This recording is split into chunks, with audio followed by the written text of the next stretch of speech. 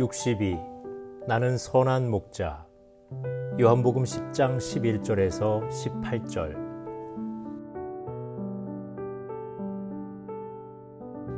나는 선한 목자라. 선한 목자는 양들을 위하여 목숨을 버리거니와 삭구는 목자가 아니요 양도 제 양이 아니라. 이리가 오는 것을 보면 양을 버리고 달아나나니 이리가 양을 물어가고 또 해치느니라. 달아나는 것은 그가 삭군인 까닭에 양을 돌보지 아니함이라. 나는 선한 목자라. 나는 내 양을 알고 양도 나를 아는 것이 아버지께서 나를 아시고 내가 아버지를 아는 것 같으니 나는 양을 위하여 목숨을 버리노라.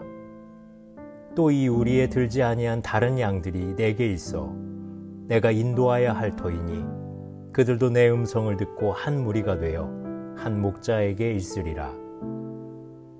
내가 내 목숨을 버리는 것은 그것을 내가 다시 얻기 위함이니 이로 말미암아 아버지께서 나를 사랑하시느니라. 이를 내게서 빼앗는 자가 있는 것이 아니라 내가 스스로 버리노라. 나는 버릴 권세도 있고 다시 얻을 권세도 있으니 이 계명은 내 아버지에게서 받았노라 하시니라. 예수님께서는 자신은 양을 위해 목숨을 버리는 선한 목자라고 말씀하십니다. 이런 예수님의 사랑은 과분한 사랑입니다. 왜냐하면 양 때문에 자기 목숨을 버리는 목자는 없기 때문입니다. 양과 생명을 바꿀 사람은 아무도 없습니다. 예수님께서는 자기 생명보다 양을 더 사랑하는 목자입니다. 인간적으로 보면 어리석은 목자입니다. 그러므로 사람들이 믿지 못하는 것이 당연합니다.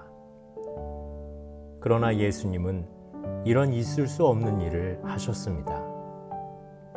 예수님께서는 다시 양과 목자의 비유로 말씀하십니다.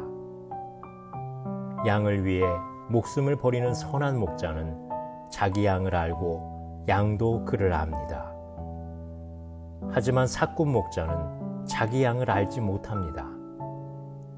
이들은 양을 위한 목자가 아니라 양이 자기를 위해 존재하며 자기의 필요를 채우기 위해 양을 이용하는 이기적인 목자입니다. 또 삭군 목자는 자기 안전이 우선이기 때문에 위험에 처하면 도망을 가고 무방비의 양들은 이리에게 먹힙니다.